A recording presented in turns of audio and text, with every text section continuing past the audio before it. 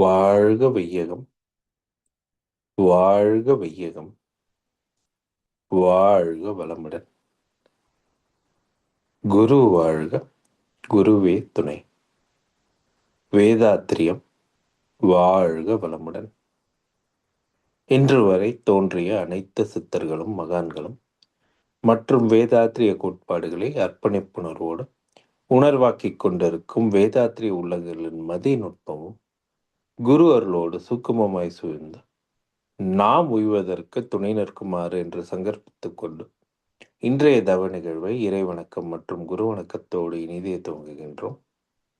இறைவணக்கம் பாட அருணதி ராதா ரவிச்சந்திரன் அம்மா அவர்களும், குரு வணக்கம் பாட அருணதி ஆனந்த் வெங்கடேஷன் ஐயா அவர்களையும் அன்புடன் அழைக்கின்றோம். வாழ்க வளமுடன். வாழ்க வையகம், வாழ்க வையகம், வாழ்க வளமுடன். வாழ்க வேதாத்திய குருவே துணை. இறைவணக்கம். எல்லாம் வல்ல தெய்வமது எங்கும் கவரு சொல்லான் மட்டும் நாவே சுயமாய் சிந்தித்து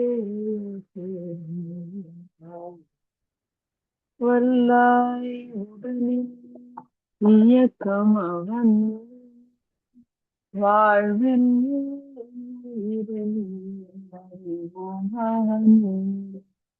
கல்லார் கற்றார் செயல் விளைவாய் காணும்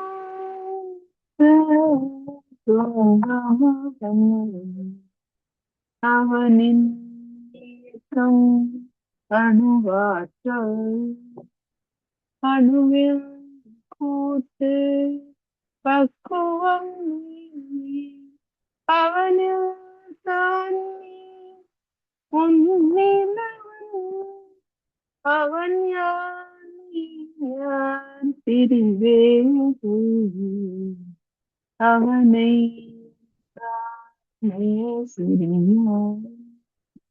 அவனை மறந்தால் நீ அவனை மறந்தால் நீ சிறியோ அவனை அறிந்தால் நீ பெரியோன் அவன் நீ ஒன்றாய் அறிந்த இடம் அறிவு ஒழுங்கி அது முக்தி அவன் நீ ஒன்றாய் அறிந்த இடம் அறிவு ஒழுங்கி அது முக்தி எல்லாம் வல்ல தெய்வமது எங்கும் உள்ளது நீக்கமர. வாழ்க வளமுடன். குரு வணக்கம். எப்பொருளை எச்செயலை எக்குணத்தை எவ்வுயிரை ஒருவர் அடிக்கடி நினைந்தால் அப்பொருளின் தன்மையாய் நினைப்போராற்றல் அறிவினிலும் உடலினிலும் மாற்றம் காணும். இப்பெருமை இயல்பூக்க நியதி ஆகும். எவரொருவர் குருவை மதித்து ஒழுகினாலும் தப்பாது குரு உயர்வு மதிப்போர் தம்மை தரத்தில் உயர்த்தி பிறவி பயனை நல்கும். வாழ்க வளமுடன். வாழ்க வளமுடன். பாடல்கள் பாடியவருக்கும் நன்றிகள். நன்றி ஐயா. வாழ்க வளமுடன். இன்றைய சாந்தி தவத்தினை மிகச்சிறந்த முறையிலே வழிநடத்திய ஞானாசிரியர் அருள்நிதி கிருபாநிதி அம்மா அவர்களும் அவர் தம் அன்பு குடும்பத்தினரும் அருட்பேராற்றல் கருணையினால் உடல் நலம், நீளாயுள், நிறை செல்வம், உயர் புகழ், மெய்ஞானம் ஓங்கி வாழ்க வளமுடன், வாழ்க வளமுடன், வாழ்க வளமுடன். நன்றிகள் அம்மா. நன்றி ஐயா. வாழ்க வளமுடன். வாழ்க வளமுடன். தொடர்ந்து ஞானமும் வாழ்வும் கவிதை தொகுப்பில் இருந்து இன்றைய கவிக்கு விளக்கம் வழங்கிட மூத்த பேராசிரியர் ஞானாசிரியர் அருள்நிதி பழனிசாமி வேலுச்சாமி ஐயா அவர்களை அன்போடு அழைத்தமைவோம். வாழ்க வளமுடன் ஐயா. வாழ்க வளமுடன் ஐயா. வாழ்க வையகம், வாழ்க வையகம், வாழ்க வளமுடன். குரு வாழ்க, குருவே துணை. சான்றோர் பெருமக்களே, ஞானமும் வாழ்வும் கவிதை தொகுப்பின் தொடர் சிந்தனையில் உண்மை உணர்வு பற்றிய தலைப்பிலே மேலும் ஒரு கவி, தலைமை அவசியம். குடும்பத்தில், தொழில்துறையில், அரசாங்கத்தில் குழு முறையில் தலைமை ஒன்று அவசியமாம். கடும் பற்று தன்முனைப்பு தலைவன் விட்டு கடமைக்கே ஆட்சி முறை நடத்த வேண்டும். கொடுங்குற்றம் உடையோரும் திருந்துவார்கள். குறை தவறாய் கூறினும் பொறுத்து கொண்டு இடும்பை களைந்து உதவுதலே என்றும் எங்கும் இன்பம், மன நிறைவு, அமைதி ஈட்டி காக்கும். தலைமை என்பது தலைமைதான. எப்படி உடலுக்கு தலை சிந்தனை களஞ்சியமாக இருக்கிறதோ, அதே போல ஒவ்வொரு நிர்வாகத்துறைக்கும் தலைமை மிக அவசியம். இந்த உலகையே நிர்வகித்துக் கொண்டிருக்கின்ற இறைநிலை சீர் இயக்கங்கள் எல்லாம் சிந்திக்க பெறும் வியப்பு. யார் இயக்க வல்லாரே உனையன்றி பேரிடத்தை என்பார் மகர்ஷி அவர்கள். அப்படி இந்த உலகத்தையே ஆண்டு கொண்டிருக்கின்ற அவன் ஆண்டவன். இவனை விட சிறந்த திறமையான நிர்வாகி வேறு யாரை சொல்ல முடியும்? எண்ணற்ற இயக்கங்கள், பதவி மாற்றமும் கிடையாது. ஒரே ஒரு ஆள் இருந்து கொண்டு தொடர்ந்து எண்ணற்ற எண்ணிறந்த ஆண்டுகளாக, இத்தனை வருஷம்னு கணக்கு சொல்ல முடிகிறதா என்ன? இப்ப எண்ணிறந்த ஆண்டுகளாக ஒரு சீர்மையோடு நடத்தி கொண்டிருக்கிறதே, அதுதான் தலைமைக்கு உதாரணம். எப்படிப்பட்ட தலைமை இருக்க வேண்டும்? இறைவனை போன்ற தலைமை. அதனால்தான் வள்ளுவ பெருந்தகை கடவுள் வாழ்த்து என்று அறத்துப்பாலை தொடங்கினார். அதுல இறை என்ற வார்த்தை இல்லை, இறை வணக்கம், இறை வழிபாடு இல்லை. ஆனால் பொருட்பாலை தொடங்குகின்ற போது முதல் அதிகாரத்தின் பெயர் இறை மாட்சி. இறைவனின் மாட்சியை பற்றி சொல்வாரன்னு பார்த்தா ஏன்னா பொருட்பாலாச்சு. அப்ப அரசியல் அமைப்பு, நிர்வாகம் எப்படி இருக்க வேண்டும் என்பதை 10 குறட்பாக்களிலே இறை மாட்சி என்ற அதிகாரமாக தந்திருக்கிறார். அவருடைய கருத்து சுருக்கம் என்ன என்று பார்த்தோம் என்றால், இறைவனை போன்ற மாட்சி பெற்றவர்களே தலைமைக்கு தகுதி உள்ளவர்கள். இறைவனுக்கு விருப்பு வெறுப்பு உண்டா? அதே போல தலைமைக்கு வருபவர்களும் விருப்பு வெறுப்பு இருக்கக்கூடாது. சபாநாயகர் அப்படின்னு வைக்கிறாங்க, அதுல ஆளும் கட்சியில் ஒருத்தர் தானே சபாநாயகரா வைக்கிறாங்க. அப்ப அடிப்படையில் ஒரு ஆளுங்கட்சி சார்ந்து தானே செயல்படுவார். அப்போ அங்கே கட்சி சாராத ஒரு சுயேட்சையோ அல்லது மக்களில் சிந்தனையாளர்களாக யார் மக்கள் நலம் நாடி கருத்து சொல்கிறார்களோ அப்படி யாராவது ஒருவரைத்தான் சபாநாயகராக வைக்க வேண்டுமே தவிர ஆளுமை கட்சி சார்ந்த ஒருவர் சபாநாயகர் என்பது அது சரியான தீர்வாக இருக்காது.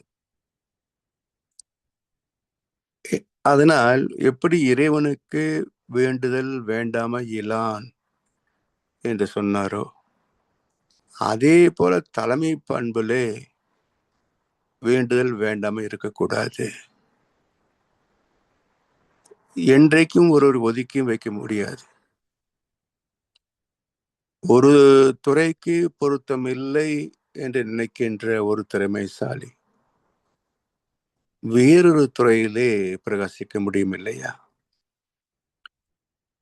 அதனால் நிர்வாகம் என்று வந்துவிட்டால் கடைநிலை வரைக்கும் நல்ல பண்புள்ளவர்களையே தலைமையேற்க செய்தால் அவர்கள் புகழ்ச்சிக்கோ இகழ்ச்சிக்கோ ஆட்படாமல் நேர்நிலை உணர்வோடு செயல்படுவார்கள். உலகில் தர்மம் தழைத்தோங்கும். அது வாய்ப்பு இன்னும் வந்து சேரவில்லையே. சரி, அடுத்து இப்படியே சுருங்கி வந்து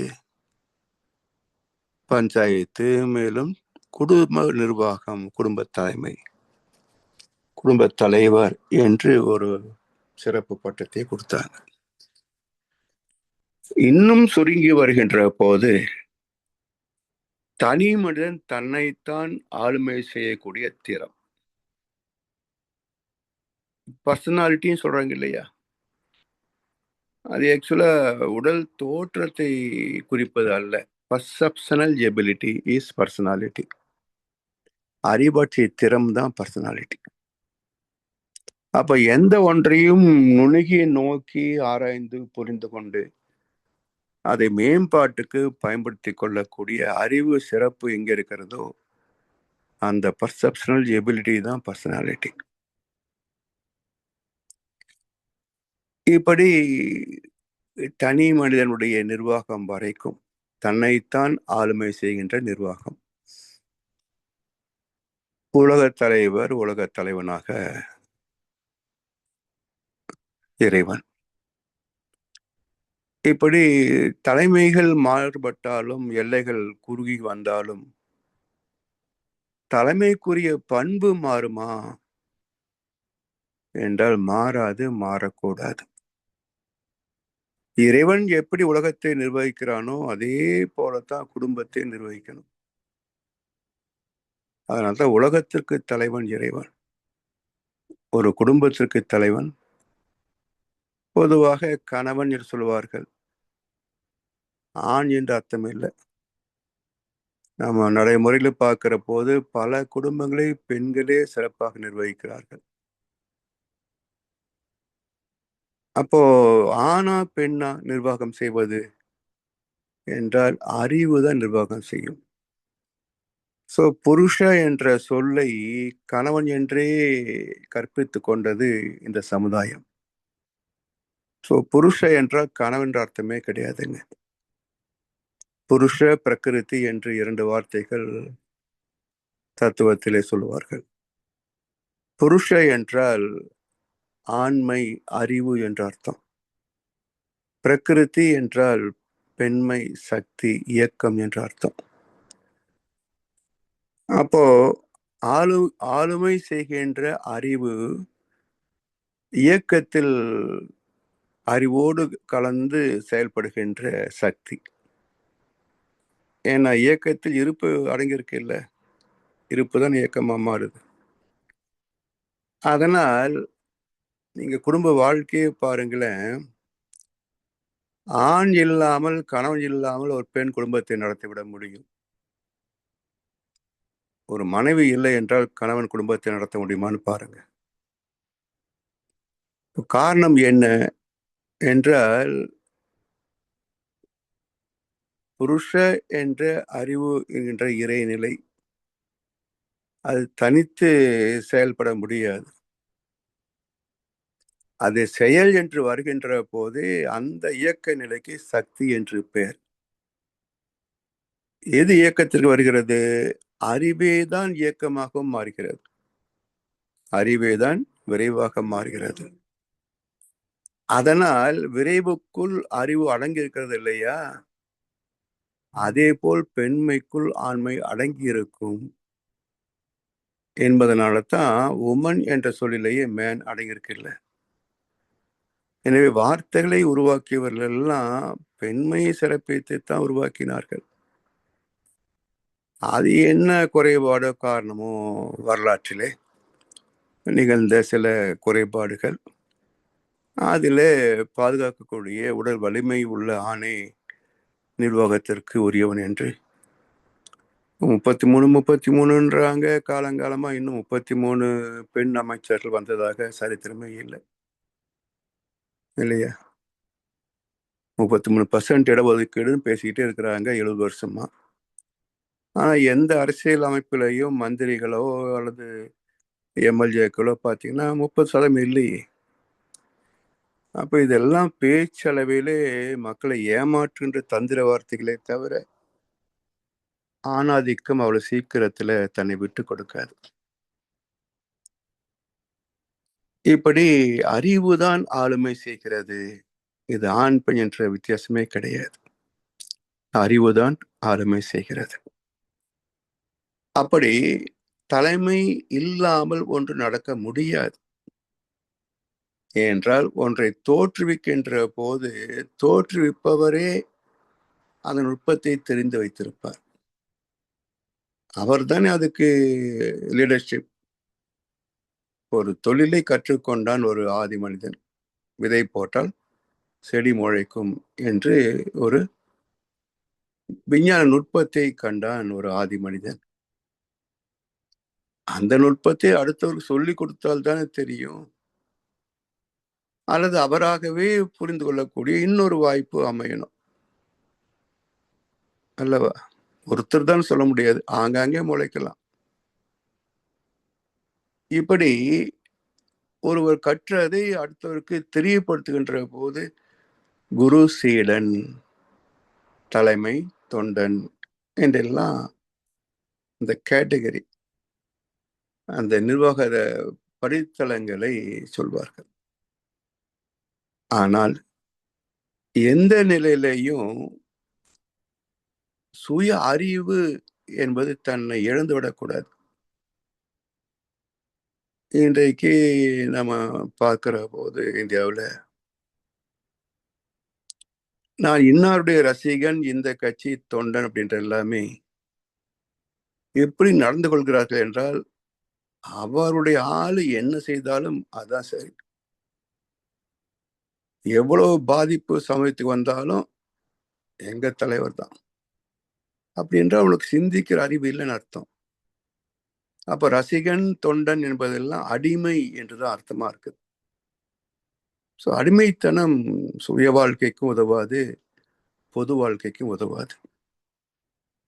ஸோ எந்த கருத்திலே நாம் இருந்தாலும் அதிலே தர்மம் சார்ந்திருப்பதுதான் அறிவுக்கு இயல்பே தவிர அடிமைத்தனம் அறிவின் இயல்பு அல்ல. நான் இந்த ரசிகன், இந்த தொண்டன், இந்த கட்சிக்காரன், இதெல்லாம் அடிமைத்தனம். ஸோ இந்த அடிமைத்தனத்தில் இருக்கின்ற வரைக்கும் உலகம் செழிக்காதுங்க. அதனால யார் நல்லது செய்தாலும் பாராட்டக்கூடிய பண்பு, யார் குற்றம் செய்தாலும் எதிர்க்க இருக்கின்ற ரௌத்ரம், இந்த ரெண்டும் இருந்தா தான் தலைமை சிறப்பாக அமையும். இல்லை என்றால் முட்டாள்களே தலைமைக்கு வந்துருவாங்க. கண்ணதாசன் சொன்னது போல படித்தவன் கருத்தெல்லாம் சபையேறுமா, பொருள் படைத்தவன் கருத்தானால் சபை மீறுமா, படைத்தவன் யாராயினும் பலம் படைத்த அரசியல்வாதிக்கு இணையாவானா. இப்படித்தான் இருக்கும். அதனால் மகிழ்ச்சி சொல்றாங்க, இந்த தலைமை எங்கே துவங்கணும் என்றால் தன்னைத்தான் ஆளுமை செய்யக்கூடிய தலைமை பண்பு ஒவ்வொரு மனிதத்திலையும் வரணும். அப்படி குடும்பத்தில், தொழில்துறையில், அரசாங்கத்தில் இல்ல மதத்தையும் சேர்த்துக்கலாம். அங்கேயும் தலைவர் தான் இருக்கிறாங்க. அப்ப இந்த தலைமை, அதுக்குரிய அந்த ஆணவம், அந்த அதிகாரம், உரிமை, இதற்காக போட்டி போடுகின்ற மனோபாவம் வந்து விட்டார். போட்டின்னு வந்தாலே பொறாமை இருக்கும். பொறாமை வந்து விட்டால் அழுக்காறு, அவா, வெகுளி, இன்னா சொல்லி நான்கும் இழுக்கா என்றது அறம். அறம் தவறிய இயக்கம், தலைமை எப்படி நல்லா இருக்கும்? எங்கேயுமே நல்லா இருக்காது. அப்போ அறத்தை மதித்து வாழ்வதுதான் அறிவின் சிறப்பு என்ற இலக்கணத்தை முதலிலே ஒவ்வொரு மனிதனும் தெரிந்து கொள்ள வேண்டும். அறத்தை மதித்து வாழ்வதற்கு பெயர் தான் தலைமை பண்பு. எண்ணம் சொல் செயலாலே தனக்கோ பிறருக்கோ தற்காலத்திலேயோ பிற்காலத்திலேயோ உடலுக்கோ மனதுக்கோ நன்மையே செய்கின்ற சிறப்பு தலைமை பண்பு. இதற்கு முரண்பட்டது எல்லாமே தலைமைக்கு மட்டுமல்ல, வாழ்வதற்கே தகுதியற்றவர்கள் தான் அப்படின்னு வள்ளுவர் சொல்றார். ஒத்தது அறிவான் உயிர் வாழ்வான், மற்றையான் சேர்த்த அருள் வைக்கப்படும். அவன் மனிதனே அல்ல, ஒரு நடைப்பினம். அதாவது திருந்தாத உள்ளங்கள் இருந்தன லாபம், வருந்தாத உருவங்கள் பிறந்தன லாபம் என்றார் கவிஞர் வாலி. தவறு இயற்கைதான், ஆனால் மீண்டும் செய்யாமல் இருக்கணும். அப்போ சிறு தவறாக இருக்கின்ற போதே திருத்திக் கொள்கின்ற பண்பு, அதுவும் தலைமை பண்புடைய முதல் கோட்பாடு தான். சிந்தித்து பார்த்து செய்கையை மாத்து, தவறு சிறுசா இருக்கையில் திருத்திக்கோ. தெரிஞ்சும் தெரியாம நடந்திருந்தா அது திரும்பவும் வராம பார்த்துக்கோ என்றார் கவிஞர் பட்டுக்கோட்டை கல்யாண சுந்தரம். இப்படி தன்னைத்தான் திருத்திக் கொள்ளணும். அப்படி திருந்துவதும் இல்லை, தன்னால் மக்கள் வருந்துகிறார்கள் என்ற கவலையும் இல்லை என்றால் அவனை மனுஷன்னு சொல்ல முடியுமா? ஜடம் என்று மகிழ்ச்சி சொல்லுவாங்க இல்லையா? 8 பண்புகளிலே ஒன்று குறைந்தாலும் விடல் வேண்டும் ஜீவன் என்ற பெயரை அதற்கு. வேறு பெயர் ஜடப்பொருள் என்று உடைத்திடுதல் நீதி. அப்படி வருந்தாத உருவங்கள் பிறந்தன லாபம். வெறும் உருவம், அவ்வளவுதான் ஜடம். இது பிறந்ததை விட பிறக்காம இருந்தா நாட்டுக்கு நல்லது. இப்படி குடும்பத்தில், தொழில்துறையில், அரசாங்கத்தில் குழு முறையில் தலைமை ஒன்று அவசியமா? ஏன்னா பறவை, விலங்குகள் என்றெல்லாம் ஜீவன்கள் தோன்றிய காலகட்டத்திலேயே அவை பாதுகாப்பை கருதி, இனவிருத்தியை கருதி குழுக்களாகத்தானே வாழ்கின்றன இன்று வரைக்கும். அப்ப அதிலிருந்து வந்தவன் தானே மனிதன். எனவே குழு இல்லாமல், தலைமை இல்லாமல் வாழ்வது சாத்தியம் இல்லை. அப்ப யார் தலைமை கொள்வது, தகுதி என்ன என்பதைத்தான் இறை மாட்சி என்ற தலைப்பிலே 10 குறட்பாக்களாக சொன்னார் வள்ளுவ பெருந்தகை. அது மட்டுமல்ல, ராமாயணத்துல கூனி ஐடியா சொன்னா, கைகேயி செயல்படுத்தினா, தசரதன் பாதிக்கப்பட்டான், ராமன் காட்டுக்கு அனுப்பப்பட்டான். இதுக்கெல்லாம் விதை போட்டது யார் தெரியுங்களா? தசரதனே தான் விதை போட்டான். அதாவது ராமனை பட்டாபிஷேகத்திற்கு என்று தேர்ந்தெடுக்கின்ற நிலையில ராமனை கூப்பிட்டு என்ன சொல்லுவான்னா, ஒரு ராஜ்யத்தை நிர்வாகம் செய்கின்ற அரச பதவி என்பது சுகபோகத்திற்காக அல்ல, கௌரவத்திற்காக அல்ல. ஒரு நாட்டை பொறுப்பெடுத்த மன்னன் தனிப்பட்ட விருப்பு வெறுப்புகள், குடும்ப பற்று, பாசம் இவற்றெல்லாம் துறக்க வேண்டும், துறந்திருக்க வேண்டும். அதனால் நீ சில காலம் தவம் இயற்ற வேண்டும் என்று சொல்லி கூனிக்கு ஐடியா கொடுத்ததே தசரதன் தான். அதனால் தவ வாழ்க்கையை மேற்கொள்ள வேண்டும் என்று தானே கைகையை கேட்டார். காட்டுக்கு போன்னு சொல்ல வேண்டியது தானே, எதுக்கு தவ வாழ்க்கை சொல்லணும்? அப்ப ஆளுமை பண்பிற்கு ஏன் தவம் அவசியம் என்றால், தவத்தின் உச்சத்திலே தான் இறை நீதி உணர முடியும், இறை உணர்வு பெற முடியும். அப்ப இறை உணர்வும் இறை நீதியும் பின்பற்ற தொடங்கிவிட்டால் அவருடைய எந்த ஒரு செயலையும் யாரும் குறை சொல்ல முடியாது. அது எல்லாமே சிறப்பாகத்தான் இருக்கும்.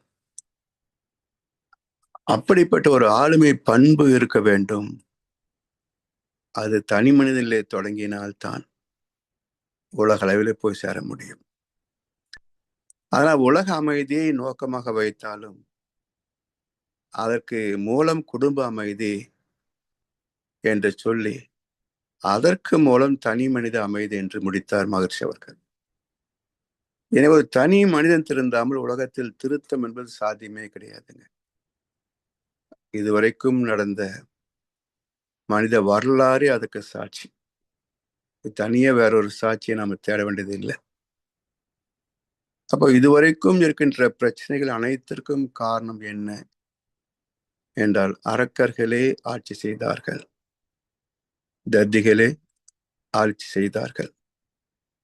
அதனால் எப்படி சமுதாயம் சிறக்க முடியும்?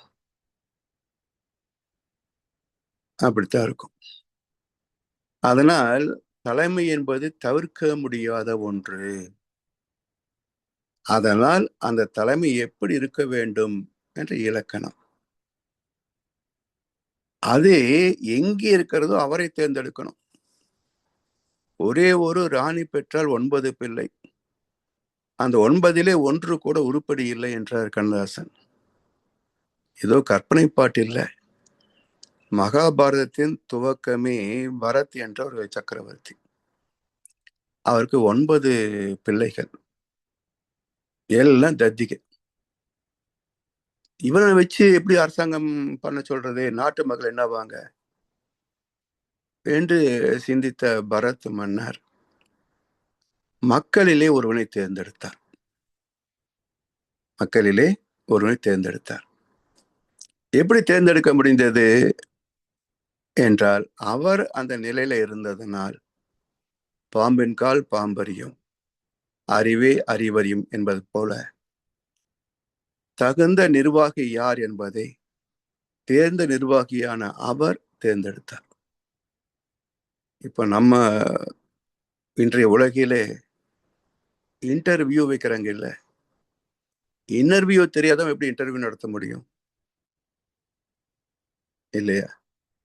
தன்னையே அறியாதவன் இன்னொருவன் எப்படி அறிந்து கொள்ள முடியும்? அப்போ தேர்ந்தெடுப்பதில் எத்தனை சிக்கல் பாருங்களேன்.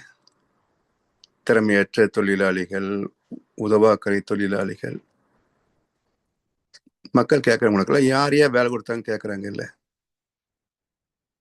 அப்ப ஏன்னா இன்டர்வியூ தெரிஞ்சிருந்தா தேர்வு சரியா இருக்கும். இன்டர்வியூ தெரியாதவங்க தான் இன்டர்வியூ பண்றாங்க. அப்ப தேர்வு தப்பும் சரியா தான் இருக்கும். சிலது சரியா இருக்கும், சிலது தப்பா இருக்கும், சிலது ரெண்டும் கட்டானா இருக்கும். அதனால் இந்த தேர்வு செய்வதற்கும் தகுதி இருக்கிறது என்பதை மகாபாரத்தின் துவக்கமே காட்டிவிட்டது. பரத் மன்னன் 9 குழந்தை நிராகரித்து விட்டு பொதுமக்களிலே திறமை சார்ந்த ஒருவனை அரசனாக்கினான். அதான் கண்ணதாசன் எடுத்தார். ஒரே ஒரு ஊர்ல ஒரே ஒரு ராஜா, ஒரே ஒரு ராணி பெற்றால் 9 பிள்ளை, அந்த 9 1 கூட உருப்படி இல்லை. இது மகாபாரத்துடைய துவக்கமே. இப்படி குடும்பத்தில், தொழில்துறையில், அரசாங்கத்தில் குழு முறையில் தலைமை ஒன்று அவசியமாம். சரி, கடும் பற்று தன்முனைப்பு தலைவன் விட்டு, 2 விஷயத்தை விட்டுட்டா போதுன்றார் மகர்ஷி. கடும் பற்று தன்முனைப்பு, அதாவது நான் தான் ஆளுவேன் என்பது என்ன ஒரு முட்டாள்தனம் இல்லையா? என் குடும்பமே ஆளணும்னு நினைக்கிறது அதை விட பெரும் முட்டாள்தனம் இல்லையா? இல்லையா? இதை ஆதரிப்பதை விட ஒரு கொடுமையான மனிதன் உலகத்தில் இருப்பானா பாருங்க. இந்த முட்டாள்கள் ஆதரிக்கிற அடிமுட்டாள் இருக்காங்களே, இவர்களை விட ஒரு நாட்டுக்கு துரோகிகள் யாராவது இருப்பாங்களா பாருங்க. இல்லையா? கெட்டதை தேர்ந்தெடுக்கின்றவர்களும் கெட்டவர்களாக இருக்கிற போது அவரும் சமுதாயத்துக்கு துரோகிகள் தானே, குற்றவாளிகள் தானே. அதனால் நல்லதை தேர்ந்தெடுக்கின்ற போது இலக்கணம் தெரிய வேண்டும். யார் நல்லவன் என்றால் முதல்ல தன்மனை இருக்கக்கூடாது. பிரதமர் பதவி கிட்டிய போது கூட நான் படிக்காதவன், இன்டர்நேஷனல் லெவல்ல போய் பேசுறது ரொம்ப கஷ்டம், இந்திரா காந்தி படிச்சிருக்காங்க நல்லா, அதனால அவரை நீங்க பிரதமராக்குங்க. அவன் இங்க பதவிக்கு பல கொலைகள் செய்து அடைக்கிறான். ஆனா தானா வந்து சேர்ந்த பதவியை எனக்கு அந்த தகுதி இல்லை என்று சொல்லி நிராகரித்தாரே, அது தலைமை பண்பு. அது தலைமை பண்பு. ஆனா சரியா நான் தேர்ந்தெடுக்கல. அந்த அம்மா ஒன்றும் அப்படி பெரிய நிர்வாக திறமை உள்ளவங்க அல்ல. ஸோ இப்படி முதல்ல என்ன வேணும் அப்படின்னா பற்றின்மை, கடும் பற்று. பிரதம பதவின்னு எவ்வளவு பெரிய பதவி, யார் வேண்டாம்னு சொல்லுவாங்க? அதை வேண்டாம் என்று துணிந்து சொல்ல ஒருத்தர் சரித்திரத்தில் உண்டு என்று சொன்னால் காமராஜரை தவிர வேறு யாரும் சொல்ல முடியும்? அடுத்து தன்முனைப்பு. தன்மைப்பு இருந்தா கடன்பற்று வருது. தானே உயர்ந்தவன், நான் தான் ஆளணும்ன்ற நினைக்கிறானே, கடும் பற்று. யாருக்கு திறமை இருக்குதோ அவங்க செய்துட்டு போகட்டுமே, இப்ப என்ன கெட்டு போச்சு சொல்லுங்க? என்ன இந்த பட்டம், பதவி, பணம் என்ன இருக்கு இதுல? கொஞ்சம் சரித்திரத்தை திருப்பி பார்த்து முடிச்சோம்னா நம்ம குடும்பமே நம்மை நினைவில் வைத்துக் கொள்ளாது. எத்தனை பேருக்கு குழு தாத்தா பாட்டி பேர் தெரியும்? இந்த நாட்டுக்கோட்டை சமூகத்துலதான் 7 தலைமுறை பேரும் எழுதி வச்சிருப்பாங்க. 7க்கு முன்னாடி உள்ளது மறந்திருப்பாங்க. அப்போ ஒரு குறிப்பிட்ட சமூகம் தான் உலகத்திலேயே 7 தலைமுறைகளை நினைவைக்கிறது. பொதுவாக மக்கள் எல்லாம் 3-4 தலைமுறைகள் தான் ஞாபகம் வச்சிருப்பாங்களே தவிர அதுக்கு முன்னாடி யாரும் தெரியாது. அப்ப நாம் சேர்த்து வைக்கின்ற சொத்து எல்லாம் நம்ம பேர் தெரியாத ஒருத்தனுக்காகத்தான். யாருக்காங்க? கொள்ளுப்பேருக்கு பிறக்கிறான குழந்தை, அவன் நம்ம பேர் தெரியாது. நம்ம 7 தலைமுறைக்கு சொத்துக்கு நினைக்கிறோமே, இதோட பைத்தியக்காரத்தனம் ஏதாவது உண்டா? சரி, எவ்வளவு பெரிய செல்வந்தர்கள், மன்னனுக்கே கடன் கொடுக்குற அளவுக்கு இருந்த செல்வந்தரும் வாழ்ந்து செத்துருக்கிறாங்க. உலகத்தையே ஆண்ட அலெக்சாண்டர், நெப்போலியன் அவங்களும் செத்து போயிருக்காங்க. இவர்களை போன்ற எத்தனை மன்னர்கள் சரித்திரத்தில் இடமில்லாமல் செத்திருப்பாங்க இல்லையா? வாழ்ந்தவர் கோடி, மறைந்தவர் கோடி. மக்கள் மனதில் நின்றவர் யார்? They alone live who live for others. The rest are more dead than alive என்றார் விவேகானந்தர். அப்ப யார் சரித்திரத்தில் இடம் பெறுகிறார்கள் என்றால் who live for others. மற்றவர்களுக்காக வாழ்ந்தவர்களே சரித்திரத்தில் இடம் பெறுகிறார்கள். இப்ப நானு, என் குடும்பம், நீங்க சில வச்சுக்கோ, சரித்திரம் எழுது, யார் படிக்க போறா, யார் உடைக்காம இருக்க போறா சொல்லு. ஒரு கடற்கரையில ஒரு பெரிய புயல் சீற்றம் வந்து கடல் கொண்டுச்சு வச்சுக்கங்களேன், லெமுரியா கண்டம் காணாம போன மாதிரி எல்லா சமாதிகளும் காணாம போயிடும். எனவே சரித்திர சாதனை செய்தால் மக்களை நினைவில் வைப்பார்கள். தன் குடும்பம் மட்டுமே பார்த்தோம் என்று சொன்னால் மக்களே புறக்கணித்து விடுவார்கள். அவனுடைய சந்ததியை அவர்களை நினைவில் கொள்ளாது. இதுதானே சரித்திர உண்மை. அப்ப இதெல்லாம் பார்த்தும் கூட ஏன் நம்ம இப்படி இருக்கிறோம்ன்றது ஒரு கேள்வி வரணும் இல்லையா? எல்லாம் படிக்கிறோம், கேட்கிறோம், பார்க்கிறோம், ஏன் இதுல இருந்து நம்மால் விலக முடிவதில்லை யோசிக்கணும் இல்லையா? அப்படி சிந்தித்தால் தான் மாற்றம் நிகழும். எனவே கடும்பற்று தன்முனைப்பு தலைவன் விட்டு கடமைக்கே ஆட்சி முறை நடத்த வேண்டும். என் கடமை எது செய்கிறேன். நான் இல்லாவிட்டால் வேறொருத்தர் சிறப்பாக செய்வார். யாருக்காகவும் எதுவும் நின்று போறது கிடையாதுங்க. ஐயோ காந்தி செத்து போயிட்டாருன்னு இந்தியா நின்று போச்சா என்ன? அவருடைய பூர்வீகத்தை தோண்டி பார்த்தாதான் அவர் மகானா இல்லையான்னு தெரியும். எல்லாம் இந்த 23 புலிகேசி தான் எனக்கு நினைவு ஒரு அடிக்கடி. ஒரு நூற்றாண்டுக்கு பிறகு வரப்போகிற மடையர்களுக்கு நான் எப்படி இருந்தேன் என்பது தெரியவா போகிறது என்பாரு. மிக சரியான டயலாக் அது.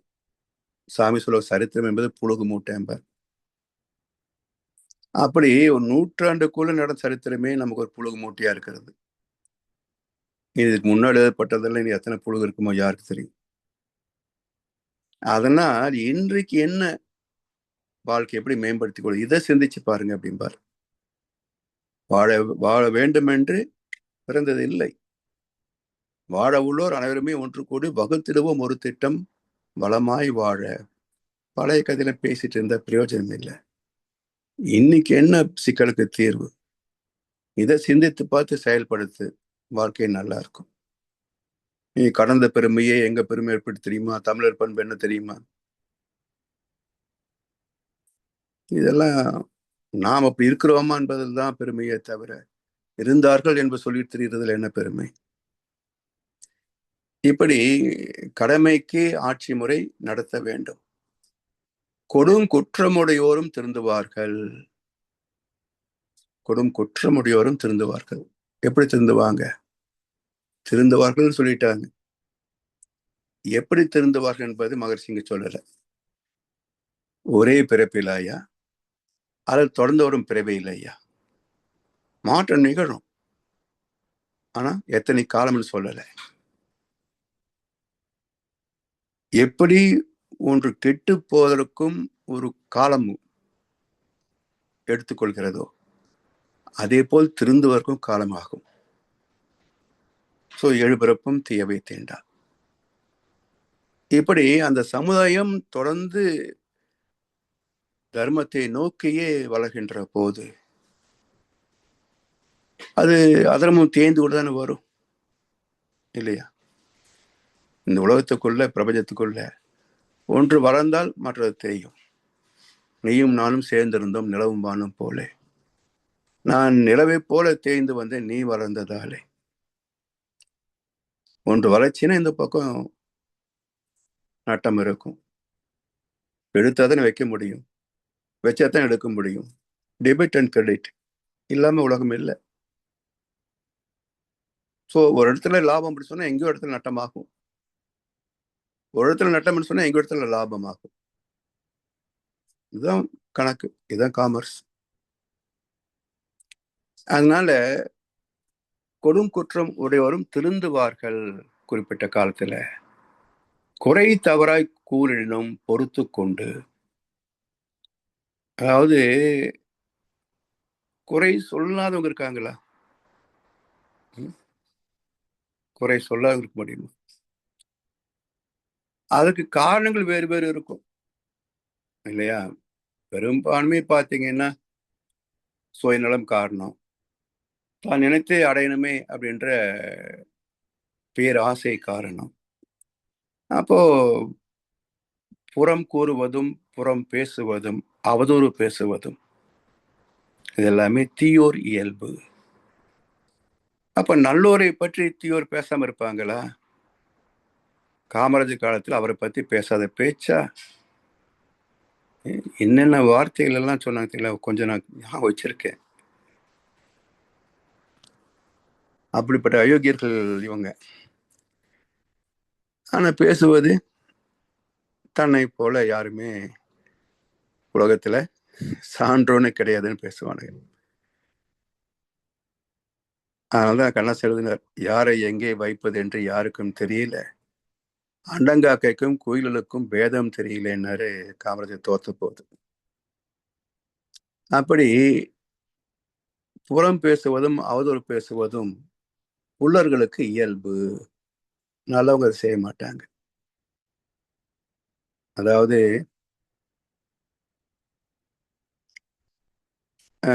காமராஜர் ஆட்சி முடியுது, இன்னொரு ஆட்சி தொடங்குது. இந்த தொண்டர்களே சில குறைகளை சொல்றாங்க. காமராஜர் என்ன சொன்னா தெரியுங்களா? உடனே போராட்டம் நடத்துன்னு சொல்லல. இப்ப தான்ப்பா ஆட்சிக்கே வந்திருக்கிறாங்க, என்ன ஏதோ புரிஞ்சுக்கிறதுக்கே கொஞ்சம் நாள் ஆகும், 1 வருஷம் போகட்டும், அப்புறம் தான் எப்படி என்ன சொல்ல முடியும் அப்படின்னு சொன்னதுதான் தலைமை பண்பு. இப்படி இது ஏன் நடைமுறை புரிகிற போது தான் நமக்கு தத்துவம் ஈஸியா புரியும். எல்லோருக்கும் தெரிஞ்ச விஷயம் தானே. அதை வச்சு உதாரணமாக வைத்துக்கொண்டு சிந்திக்கிற போதுதான் உண்மைகள் புரியும் என்பதனால ஒரு நடைமுறை தாக்கம். இப்படி குறை தவறாய் கூறிடணும், பொறுத்து கொண்டு இடும்பை கலைந்து உதவுதலே என்றும் எங்கும் இன்பம் மனநிறைவு அமைதி. இடும்பை கலைந்து உதவுதலே, இந்த தலைமை பண்புன்னு சொன்னாரு பாருங்க. இங்க குறை சொல்பவர்களுக்கு கூட இடும்பை கலைந்து உதவுதல், இன்னா செய்தார்க்கும் இனியவே செய்யாக்கால் என்ன பயத்ததோ சால்பு என்றாரே வள்ளுவ பெருந்தகை.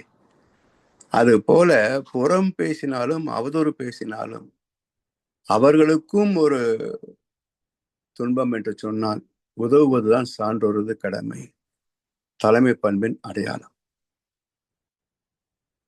அப்படி வாழ்கின்ற போது, நிர்வாகம் செய்கின்ற போது என்னெல்லாம் உலகத்துக்கு நன்மைகள் வந்து சேரும் என்றால், முதலில் கிடைப்பது இன்பம், துன்பமற்ற இன்பம். அதிலே கிடைப்பது மன நிறைவு. அந்த மன நிறைவின் அடுத்த நிலை அமைதி, அமைதியின் உச்சநிலை பேரின்பம். இப்படித்தான் ஒரு ராமராஜ்யம் அமைய முடியுமே தவிர, ராமராஜ்யம் சொன்ன உடனே ராமர் வந்து ஆழ்வார்ன்ற அர்த்தம் இல்லை. அறிவு ஆள்கின்ற காலம் அர்த்தம். அறிவு ஆள்கின்ற காலம், அதான் ராமராஜ்யம் பேர். உடனே சங்கின்னு பேர் வச்சிடக்கூடாது. அதனால அந்த வார்த்தைகளின் பொருள் நமக்கு எந்த வகையிலே பயன் தரும், இப்படி சிந்தித்து பார்த்தால்தான் நம்மை திருத்திக் கொள்ள முடியுமே தவிர, ஏதோ நடக்குது, யாரோ பண்றாங்க, நமக்கு என்ன என்று இருந்தால் மாற்றம் நிகழாது. அதனால் மகர்ஷி ஏன் இந்த பொறுப்பை ஏற்றுக்கொண்டார்? அதே போல எல்லா மகான்களும் ஏன் மக்கள் நன்மைக்காக தங்களை அர்ப்பணித்துக் கொண்டார்கள் என்றால், அறிவின் இயல்பே எல்லோர் நலம் நாடுவதுதான். அறிவு விரிவு பெற்று விட்டால் அது ஒரு இடத்துல நிற்காது, எங்கும் விரிந்ததல்லவா அறிவு. அப்ப அறிவை அறிந்தவர் எப்படி சுருங்குவாங்க? எல்லாரும் நல்லா இருக்கணும் தான் நினைப்பாங்க. அப்ப அந்த நினைவு தன்னிலே தொடங்கி குடும்பத்திலே மலர்ந்து சமுதாயத்திலே விரிந்து நாடு உலகம் என்று முழுமை பெறும். அதனால இந்த தலைமை பண்பு என்ற ஒரு படித்தளம் உலக அமைதி வரைக்கும் போய் நிறைவு பெற வேண்டும் என்பதுதான் இதுவரைக்கும் வந்து வாழ்ந்து முடிந்த எல்லா சான்றோர் பெருமக்கள், ஞானிகள், தீர்க்கதரிசிகள், சீர்திருத்தவாதிகள் எல்லோருடைய கனவும் அதுதான். ஆனா அந்த கனவு வெறும் காணல் நீராக இருக்கிறது. இதா வந்துடும் 70 வருஷம் ஓடி போச்சு. குடிசையை மாத்துனாங்க, குடிசைக்கு அப்படியே தான் இருக்கு. பிச்சைக்காரனை மாத்துனாங்க, பிச்சைக்காரங்க இருக்கத்தான் செய்யறாங்க. அப்ப எப்படி மாற்றுவது என்றால், அதுல எவ்வளவு வாரி சுட்ட முடியும்னு பார்த்தா வாரி சுட்டுதெல்லாம் அது மாற்றத்தை நிகழ்த்தாது. உண்மையிலேயே அந்த பண்போடு வருகின்ற போது தன்னுடைய தேவைகளை சுருக்கி கொண்டு மற்றவர் நலம் விரும்புகின்ற ஒருவர் குடும்பத்தில் இருந்தால் குடும்பம் நல்லா இருக்கும், ஒரு சமுதாயத்தில் இருந்தால் சமுதாயம் நல்லா இருக்கும், ஒரு நாட்டில் இருந்தால் நாடு நல்லா இருக்கும், உலகில் இருந்தால் உலகம் நல்லா இருக்கும். அவ்வளவுதான். அது உடனே வந்துடுமா? இதெல்லாம் தெரிந்தவர்களே குறைவு.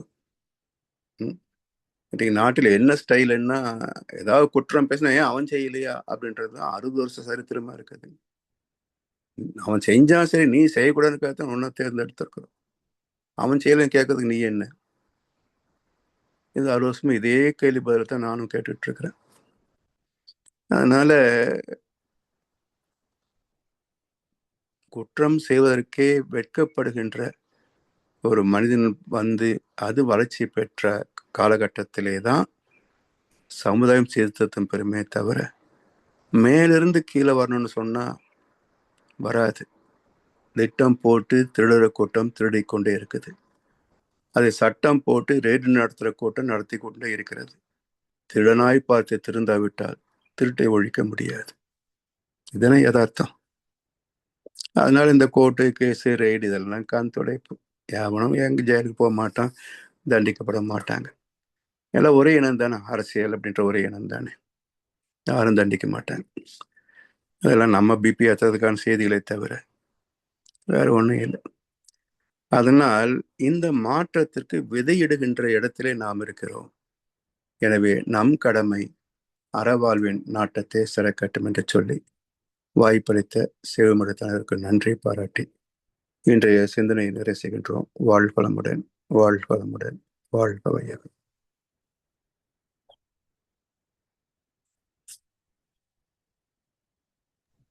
வாழ்க வளமுடன் ஐயா. வாழ்க வளமுடன் ஐயா. நன்றிகள், அருமையான கருத்துக்கள். தலைமை எப்படி இருக்க வேண்டும் என்றும் தலைமை பண்புகள் பற்றியும் பல நல்ல கருத்துக்களும் உதாரணங்களும் சொல்லி நம்மை வழிநடத்தி கொண்டிருக்கும் பழனிசாமி ஐயா அவர்களை வாழ்த்துவோம். அருள்நிதி பழனிசாமி ஐயா அவர்கள் வாழ்க வளமுடன். அவர்களின் அன்பு குடும்பம், அவர்களின் உடல்நலம், பொருள்வளம், மனவளம் மற்றும் அவர்களின் ஆன்மீக தொண்டு வாழ்க வளமுடன், வாழ்க வளமுடன், வாழ்க வளமுடன். நாளை கேள்வி பதில் நேரம். இந்த வாரம் ஐயாக்குரிய கருத்துக்களில் ஏதாவது கேள்விகள் இருந்தால் தயார் செய்து கொண்டு நாளை ஐயாவோட பேசி தெளிவு பெறலாம். இப்போ பாடல்கள் பாடி நிறைவு செய்வோம். வேதாத்திரிய பாடல் பாட அருள்நிதி ஜமுனா ராணி அம்மா அவர்களும், பிரம்மஞான கவி பாட தாரகேஸ்வரி அம்மா அவர்களும், உலக நல வாழ்த்து பாட அருணகிரி ஐயா அவர்களையும் அன்புடன் அழைக்கின்றோம். வாழ்க வையகம், வாழ்க வளமுடன். வேதாத்திரியம். போரில்லா நல்லுலகம், பொருள்துறையில் சமநீதி, நேர்மையான நீதிமுறை, நில உலகு கோராட்சி, சீர் செய்த பண்பாடு சிந்தனையோர் வழிவாழ்வு, சிறப்புணர்ந்த பெண் மதிப்பு, தெய்வ நீதி வழிவாழ்தல், திருவிழா தவிர்த்தல், சிறுவர்கட்கே விளையாட்டு, செயல் விளைவு உணர்கல்வி, சீர்காந்த நிலை விளக்கம், பார் முழுவதும் உணவு நீர் பொதுவாக்கள், பல மதங்கள் பல கடவுள் பழக்கம் ஒழித்து உண்மை ஒன்றை தேர்ந்தெடுதல், உண்மை ஒன்றை தேர்ந்தெடுதல். நன்றிகள் ஐயா. வாழ்க வளமுடன். வாழ்க வளமுடன்.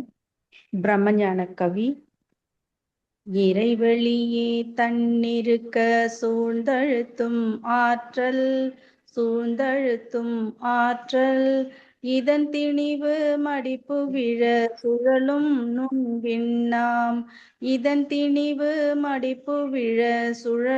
நுண்விண்ணாம், நிறைவெளியில் விண் சுழல நெருக்குகின்ற உரசல், நிலைவெளியில் எழுப்புகின்ற நேரலைகள்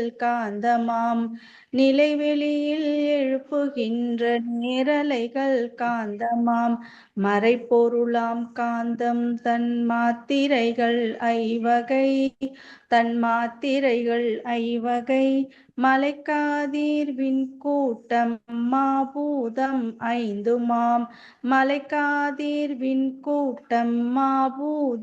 ஐந்துமாம் முறையாய் அக்காந்த அலை மனமாம் உயிர்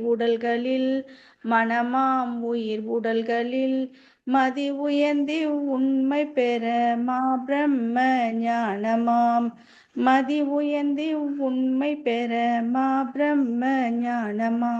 மாபிரம்ம ஞானமாம். நன்றி ஐயா, வாழ்க வளமுடன். உலக நல வாழ்த்து. உலகமெல்லாம் பருவமழை ஒத்தபடி பெய்யட்டும். உழவரெல்லாம் தானியத்தை உவப்புடனே பெருக்கட்டும். பல தொழில்கள் புரிகின்ற பாட்டாளி உயரட்டும். பகுத்துணர்வில் தொகுத்துணர்வு பண்பாட்டை உயர்த்தட்டும். கலகங்கள் போட்டி பகை கடந்து ஆட்சி நடக்கட்டும். கல்லாமை கடன் வறுமை கலங்கங்கள் மறையட்டும். நலவாழ்வை அளிக்குமே ஞான ஒளி வீசட்டும். நம் கடமை அறவாழ்வின் நாட்டத்தே சிறக்கட்டும். நம் கடமை அறவாழ்வின் நாட்டத்தே சிறக்கட்டும். வாழ்க வையகம், வாழ்க வையகம், வாழ்க வளமுடன். வாழ்க வளமுடன். இன்றைய தவத்தில் கலந்து கொண்ட நண்பர்கள், தவத்தை வழிநடத்தியோர், நற்சிந்தனை வழங்கியோர், பாடல்கள் பாடியோர் அனைவரும் வாழ்க வளமுடன். அவர்களின் அன்பு குடும்பம், அவர்களின் உடல் நலம், மனவளம், பொருள் வளம், அருள் தொண்டு, ஆன்மீக தொண்டு வாழ்க வளமுடன், வாழ்க வளமுடன், வாழ்க வளமுடன். இத்துடன் இன்றைய காலைதோறும் நிகழ்வோடும் இனிதே நிறைவு பெறுகிறது. இறையர்களும் குருவாரும் நம் அனைவரையும் எப்பொழுதும் சூழ்ந்திருந்த நம்மை இந்த இறைநிறைவன பயணத்திலே சிறந்த முறையிலே வழிநடத்தட்டும் என் அனைவரையும் வாழ்த்தி வழங்கி நன்றி கூறி அமைகிறோம். வாழ்க வையகம், வாழ்க வையகம், வாழ்க வளமுடன்.